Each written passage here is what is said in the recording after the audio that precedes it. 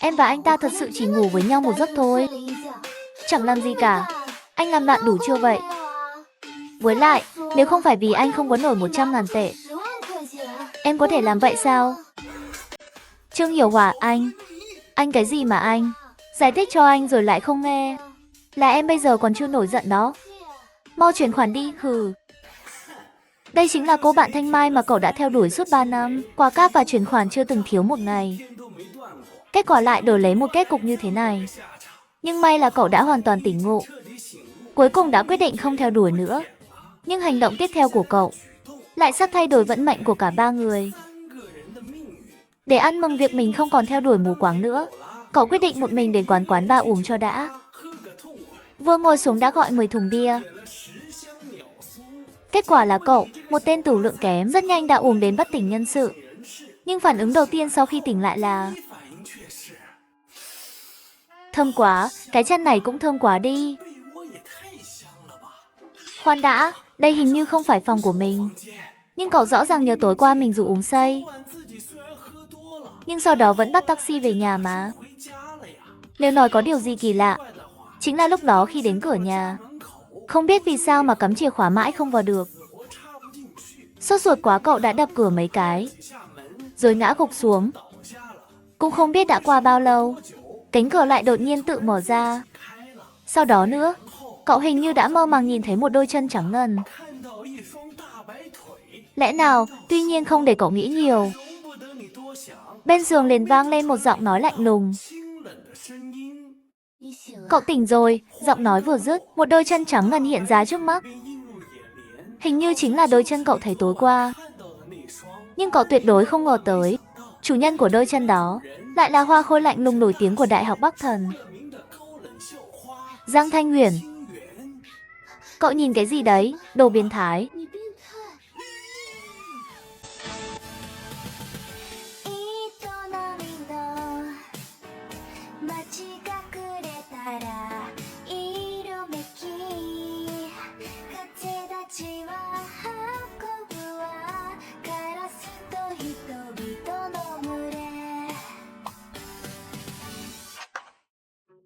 À, đàn chị. Tại sao em lại ở đây ạ? Cậu say rượu rồi đi nhầm phòng đó. Chúng ta là hàng xóm ạ. Đúng vậy, à, tôi mua hơi nhiều đồ ăn sáng. Cậu có muốn ăn rồi hẵng đi không?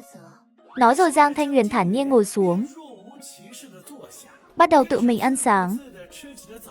Chỉ là đang ăn, vành tai của cô gái này lại bất giác đỏ ửng lên. Nhưng cậu lại không hề hay biết, chỉ ngốc nghếch ngồi xuống theo. Nếu đàn chị đã mời, khách sáo nữa thì thật không phải phép.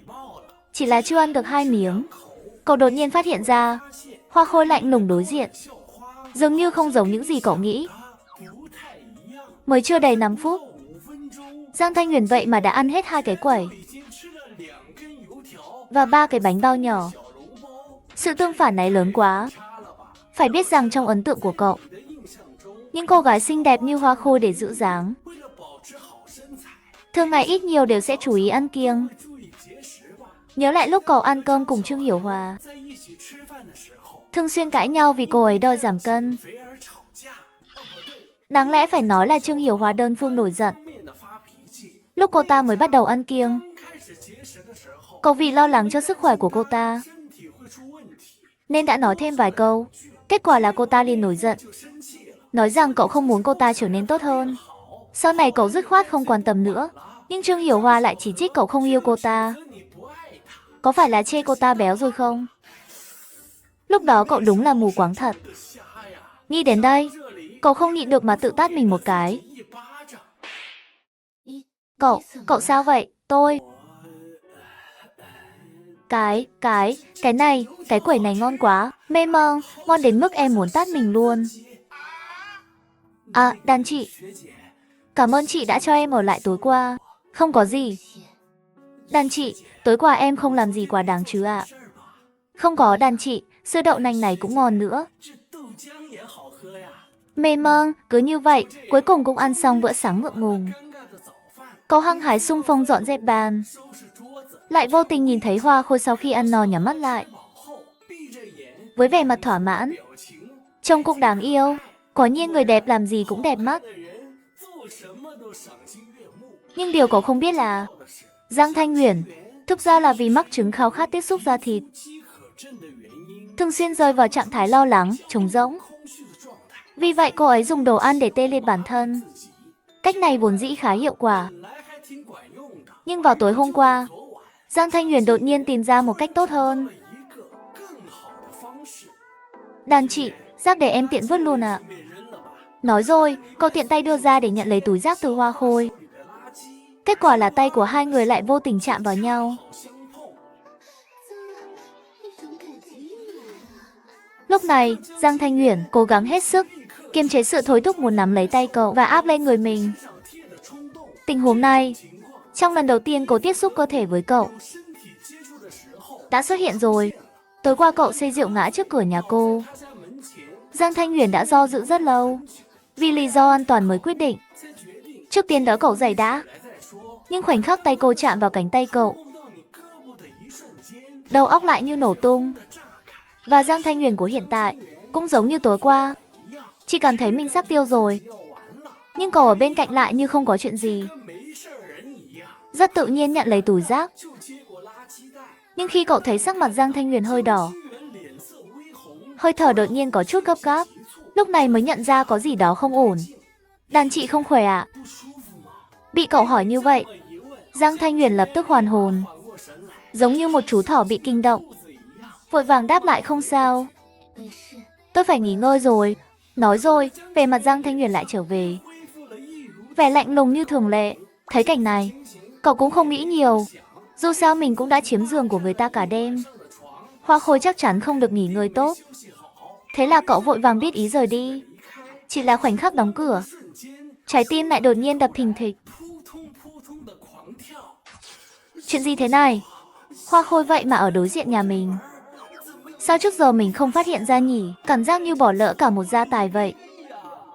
Hóa ra sau khi vứt rác xong và về nhà, cậu lại đột nhiên nhớ ra áo khoác của mình còn để quên ở nhà Hoa Khôi. Lần sau lấy cũng được. Đàn chị bây giờ chắc đã nghỉ ngơi rồi. Ôi, mà thế giới này thật nhỏ bé, lại có thể ở đối diện nhà cô ấy.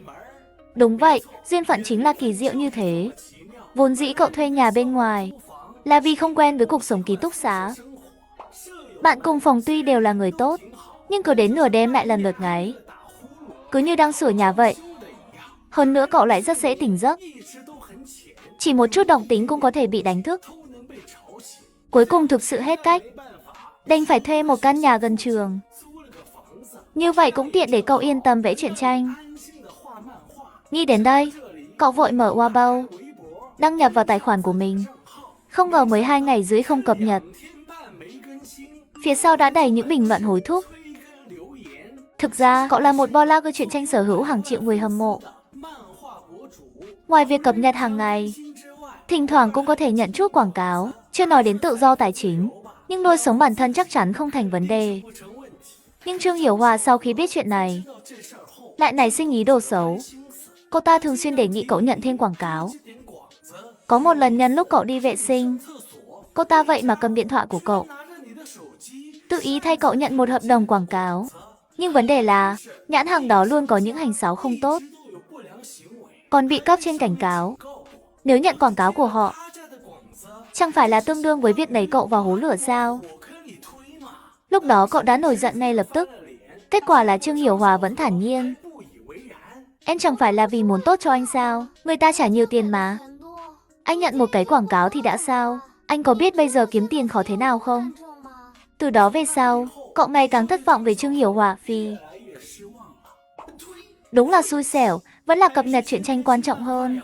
Người hâm mộ mới là tình yêu đích thực của mình. Nói rồi, cậu bắt đầu làm việc.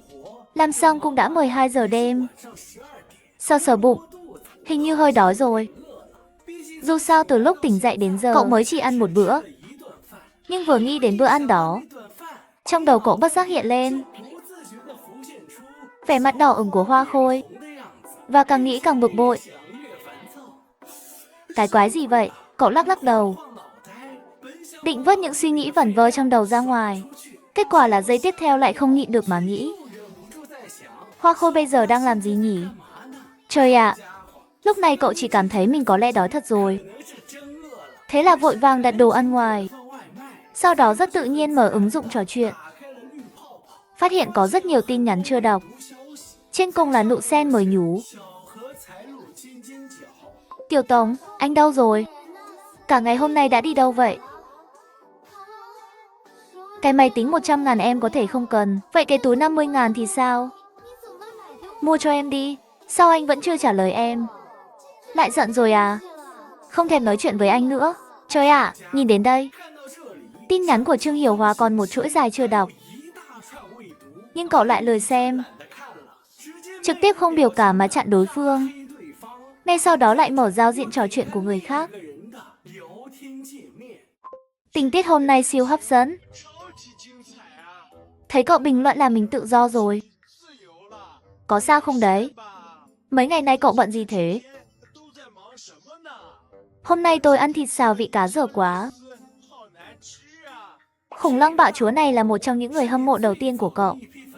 Lúc đó cậu trên mạng vẫn chỉ là một người vô danh. Anh ấy đã thường xuyên nhắn tin riêng động viên cậu, bảo cậu hãy kiên trì.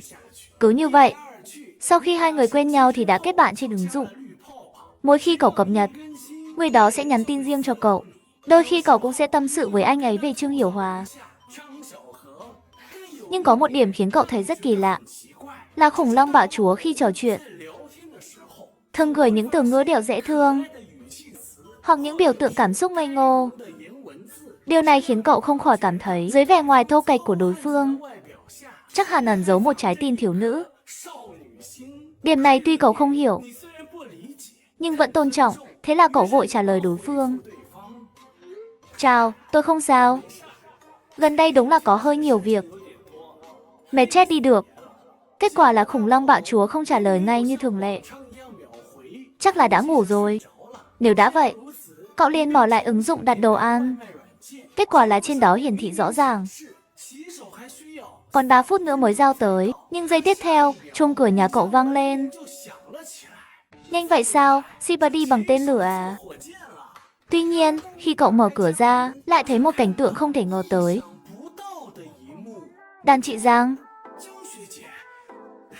Chị tìm em có việc gì không?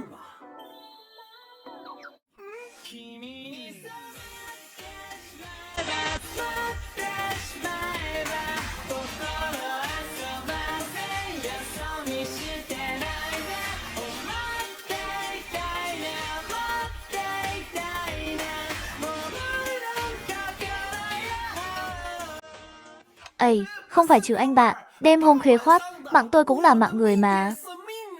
Không ngờ anh shipper cũng vừa hay đến lúc này, khiến cậu xấu hổ muốn chết. Cậu vội vàng nhận lấy đồ ăn, định kéo Giang Thanh Nguyên vào nhà trước rồi tính. Nhưng vừa chạm vào tay cô ấy đã bị hất ra. Anh, đàn chị không chịu trách nhiệm sao?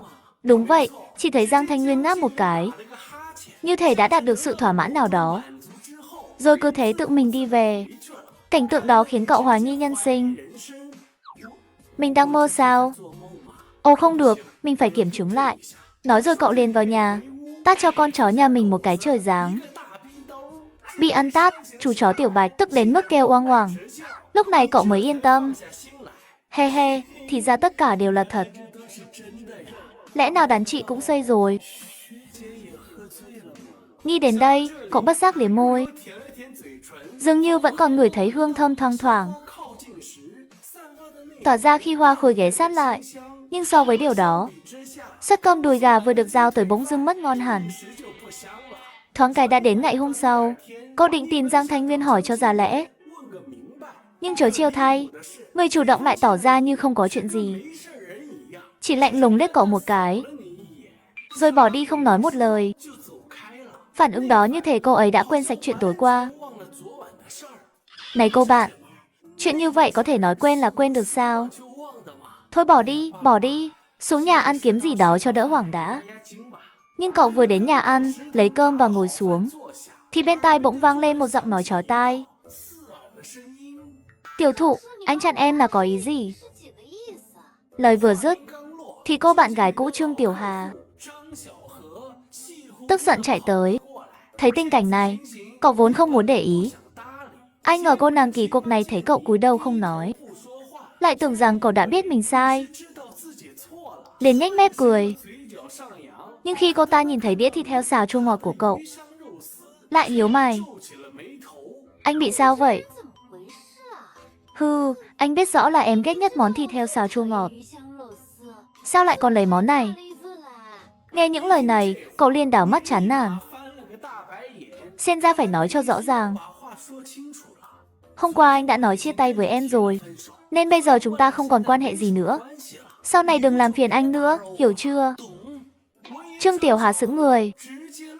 Đây là lần đầu tiên cậu dùng giọng điệu lạnh lùng như vậy để nói chuyện với cô ta. Anh, thái độ của anh là sao? Có phải anh đã thay lòng đổi dạ rồi không? Anh thích người khác rồi phải không? Hay là anh thấy em không còn xinh đẹp như trước nên chán rồi? Lần này thì cậu hoàn toàn cạn lời. Nhưng có câu nói rất hay, chọc không nổi thì trốn cho xong. Thế là cậu bưng khay cơm lên rồi quay người bỏ đi. Trương Tiểu Hà thấy cậu phớt lờ mình, thực sự bắt đầu hoảng sợ. Trước đây, dù hai người có mâu thuẫn gì, chỉ cần cô ta khóc là cậu sẽ nhượng bộ. Nhưng hôm nay cậu lại hoàn toàn không đi theo lối mòn cũ. Không còn cách nào khác, Trương Tiểu Hà đành phải gọi điện cầu cứu mẹ. Tiểu thụ hình như giận thật rồi mẹ ạ. Trương Tiểu Hà, con có biết là em trai con đang rất cần tiền không? Vào lúc này mà con lại chọc giận thằng nhóc đó. Có phải con muốn cả nhà chúng ta cạp đất mà ăn không? Hả? Vậy giờ mẹ nói con phải làm sao? Hừ, làm sao ư? Chuyện con gây ra thì tự mình giải quyết đi. Đối phó với đàn ông thì cứ khóc. Khóc càng thảm càng tốt.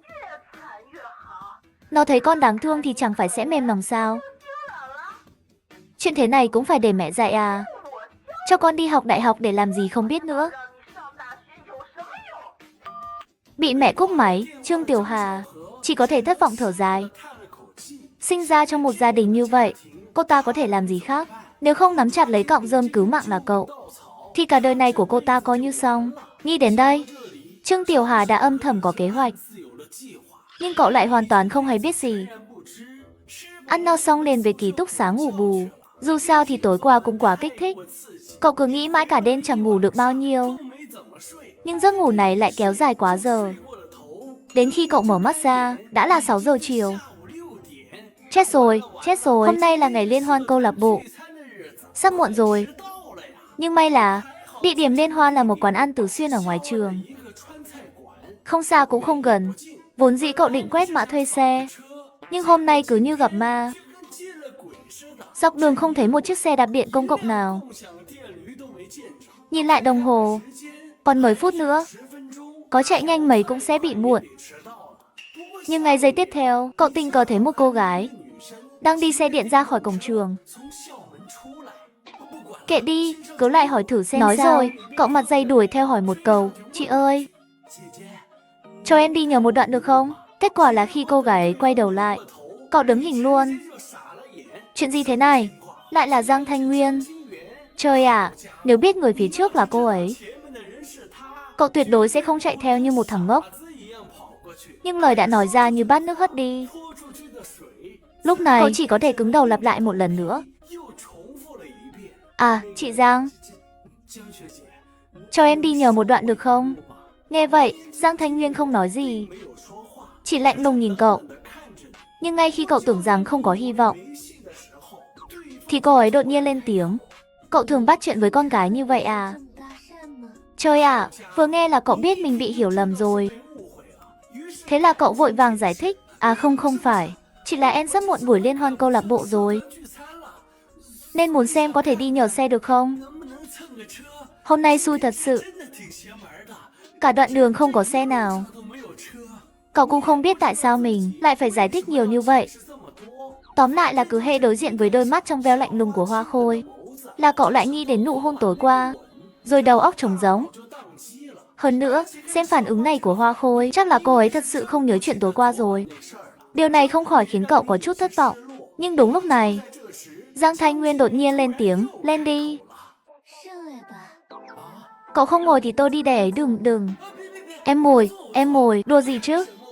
Cậu khó khăn lắm, mới tìm được một người chịu chở mình. Mà lại còn là hoa khôi họ Giang. Thế là cậu vội vàng ngồi phịch lên yên sau. Chỉ sợ dây sau hoa khôi trong tầm tay à không? Là chiếc xe trong tầm tay sẽ chạy mất. Địa chỉ, quán Tứ Xuyên Lâu Tứ được rồi. Giờ thì cậu không cần lo bị muộn nữa.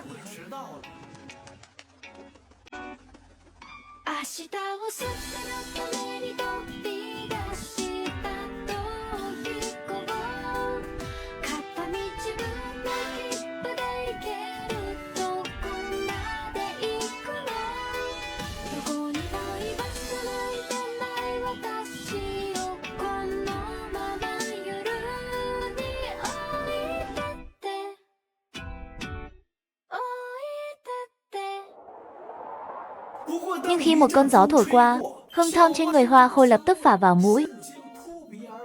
Ngay sau đó, trong đầu cậu chợt lóe lên điều gì đó. Liền vội vàng hỏi, đàn chị, hình như em quên áo khoác ở nhà chị rồi. Nghe vậy, Giang Thanh Nguyên im lặng vài giây, rồi mới trả lời với giọng không tự nhiên, thật sao? Chị không thấy. Lạ thật nhỉ, một cái áo khoác xách có thể chạy đi đâu được chứ? Nếu hoa khôi đã nói không thấy, thì chắc chắn là không thấy rồi. Chắc là cậu đã để quên ở quán ta. Chuyện cái áo khoác coi như xong, nhưng chuyện tối qua cậu vẫn muốn hỏi lại. Nhưng chưa kịp mở lời thì đã đến nơi. Xuống xe đi. Vâng à. Cảm ơn đàn chị. Cứ tưởng mọi chuyện đến đây là kết thúc. Ai ngờ sau khi Giang Thanh Nguyên đỗ xe xong, cũng bước vào quán ăn. Ủa, không lẽ tối nay hoa khôi cũng ăn ở đây? Không để cậu suy nghĩ nhiều, phía sau đã vọng lại một giọng nói quen thuộc. Tiểu thụ, anh đứng lại cho em. Cậu vừa nghe là biết ngay Trương Tiểu Hà, nên hoàn toàn không muốn để ý. Cứ thế đi thẳng vào quán không ngoảnh đầu lại. Nào ngờ cô ta nhanh chóng đuổi kịp và túm lấy tay cậu khóc lớn. Anh thật sự nhẫn tâm bỏ em lại một mình sao? Cậu đành thở dài một tiếng. Nếu là trước đây, thấy cô ta khóc, cậu chắc chắn sẽ đau lòng. Nhưng bây giờ cậu chỉ cảm thấy phiền phức. Này cô bạn, phiền quá đấy. Có gì mà phải khóc chứ? Sao, hết tiền tiêu rồi à? Anh, tiểu thụ, anh đừng có giả vờ. Em vừa thấy hết rồi. Anh đến đây trên xe điện của một cô gái. À, đúng vậy, anh đi xe của hoa khôi họ Giang đến đây đấy. Anh có thấy nực cười không? Nói dối mà cũng không biết đường bịa chuyện à? Hừ, còn gọi là hoa khôi nữa chứ. Anh tưởng anh là ai? Vậy thì em cứ tin hay không thì tùy. Nói rồi cậu liền hất tay cô ta ra, rồi nhanh chân bước vào quán ăn. Hành động này khiến Trương Tiểu Hà tức điên lên. Bây giờ cô ta chắc chắn cậu là một gã trai tối ngoại tình. Hừ, tiểu thụ, anh cứ đợi đấy. Tối nay tôi sẽ cho anh phải hối hận.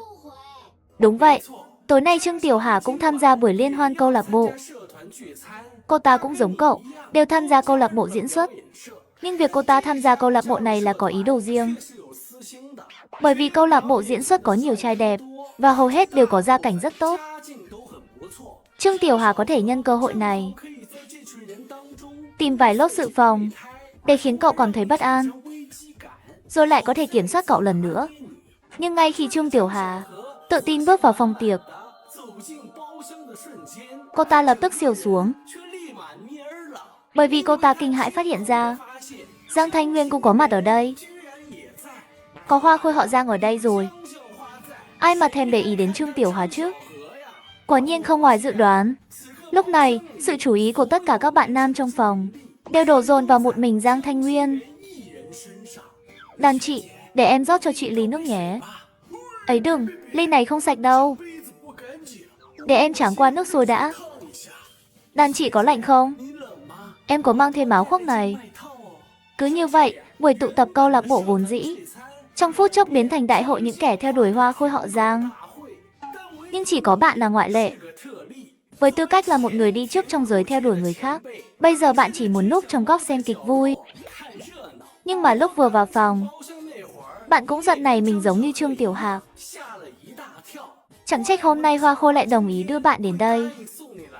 Hóa ra là người ta cũng phải tham gia buổi tụ tập của câu lạc bộ này. Chỉ là tiện đường thôi, rốt cuộc thì bạn vẫn nghĩ nhiều rồi. Nhưng nhờ vậy bạn cũng đã hiểu ra một chuyện. Đó là tại sao câu lạc bộ biểu diễn lại có nhiều bạn nam đến vậy.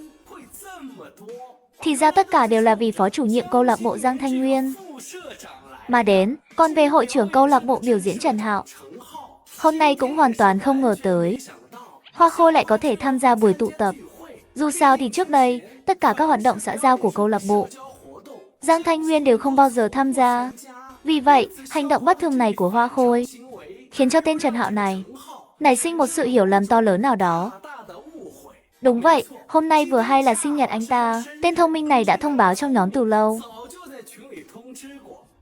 rằng hy vọng mọi người đều có thể đến tham dự. Cho nên Trần Hạo nghĩ rằng Hoa Khôi hôm nay nhất định là vì anh ta mà phá lệ.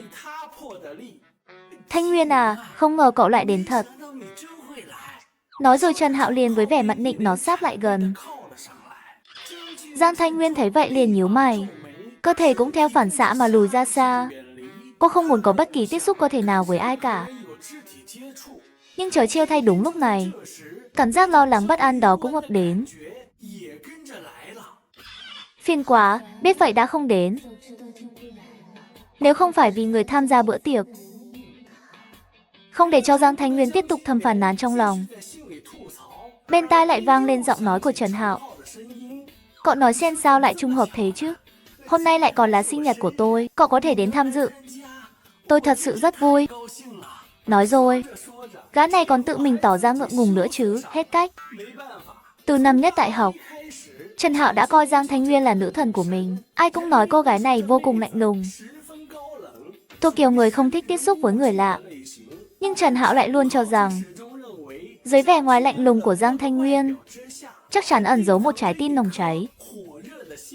Sự lạnh lùng của cô ấy chỉ là vì chưa gặp đúng người.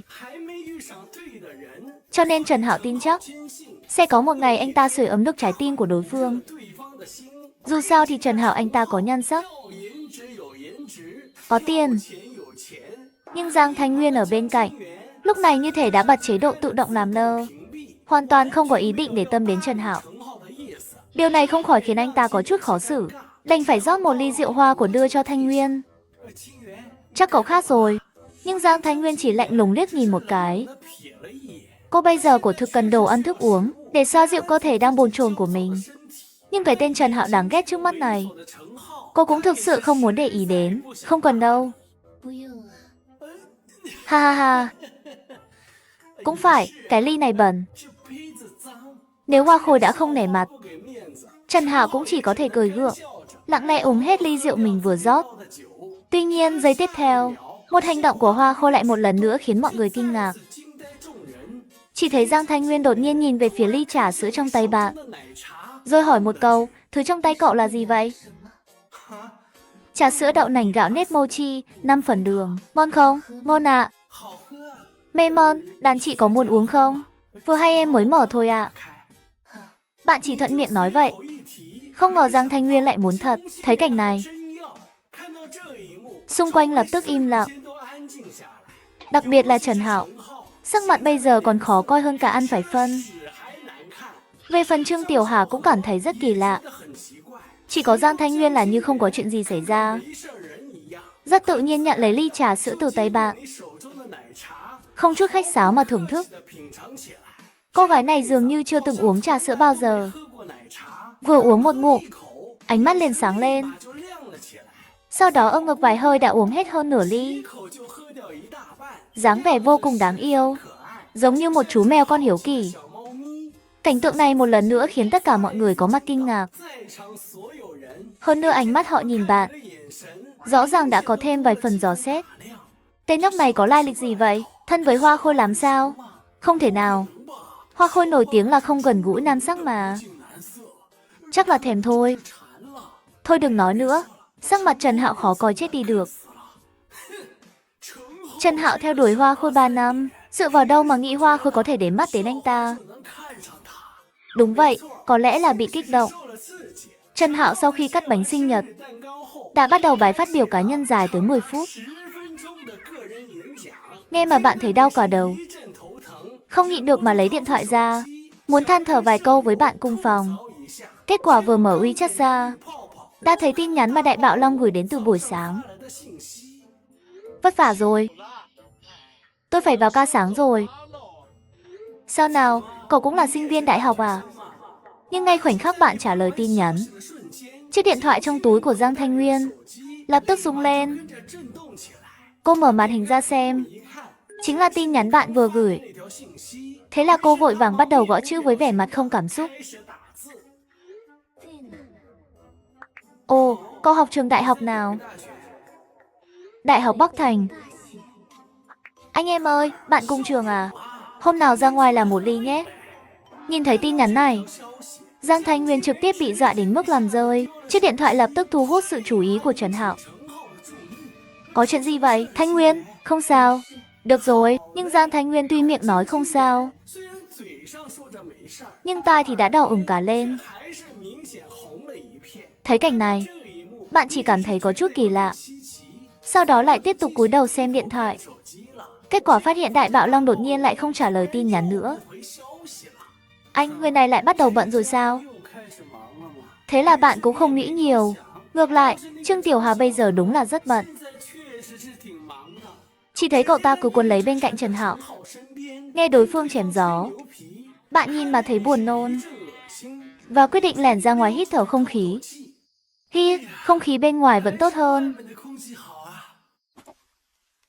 Cảm ơn trà sữa của cậu. Trời à, không ngờ Hoa Khôi cũng đi ra theo. Chỉ là một ly trà sữa thôi mà. Đừng khách sáo, không được. Tôi không thích nợ ân tình của người khác. Thế này đi, tôi đưa cậu về nhà. Cái này, không hay làm đâu ạ. Không sao đâu. Dù sao thì hai chúng ta cũng ở cùng nhau mà. Bạn nói vậy nghe cũng không có gì sai. Cứ như thế, bạn lại một lần nữa ngồi lên chiếc xe máy điện của Hoa Khôi. Chỉ là trên suốt đoạn đường này, dường như im lặng hơn nhiều so với lúc đến. Chẳng phải là vì hai người, một người muốn nói chuyện, lại không biết nói gì. Còn người kia thì của thực lạnh lùng. Cho đến khi đi qua gờ giảm tốc, không khí đột nhiên không còn yên tĩnh. Vì quán tính, bạn trực tiếp bị nảy lên. Theo phản xạ liền một tay nắm lấy eo của Giang Thanh Nguyên. Chưa kịp phản ứng, bạn đã giật mình vội vàng rụt tay lại. Xin lỗi đàn chị, lúc này em không để ý. Không sao, không ngờ, Giang Thanh Nguyên lúc này ngược lại tỏ ra vô cùng bình tĩnh. Dường như không hề để tâm, nhưng không ai biết được. Vị Hoa Khôi có vẻ ngoài lạnh lùng này, thật ra trong lòng đã sớm tô một loạt suy nghĩ. Tay cậu ấy ấm thật, giống như nụ hôn đó. Tức quá, tại sao không ôm tiếp chứ? Nhưng bạn lại hoàn toàn không biết gì về điều này. Vẫn còn đang cảm thấy may mắn vì đối phương không tức giận. Nhưng giây tiếp theo, mông của bạn lại một lần nữa rời khỏi yên xe. Và lại một lần nữa không kiểm soát được mà nắm lấy vòng eo thon thả của Hoa Khôi.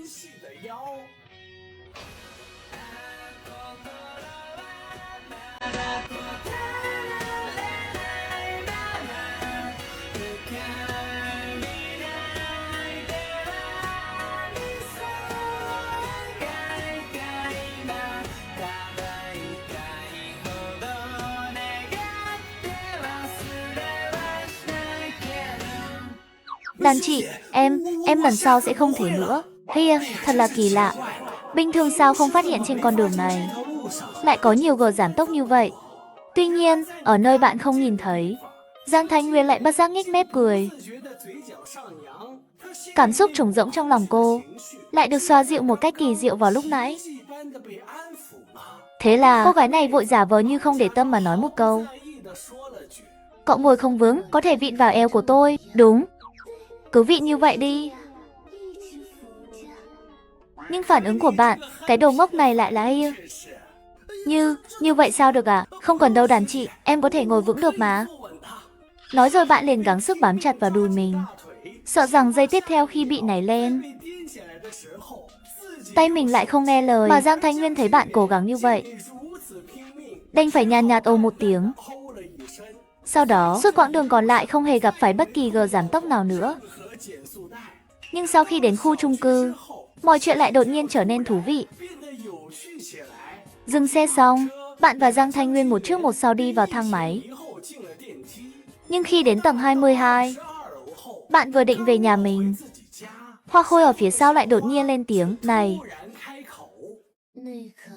ống nước nhà tôi bị hỏng rồi, cậu có thể giúp tôi sửa một chút được không?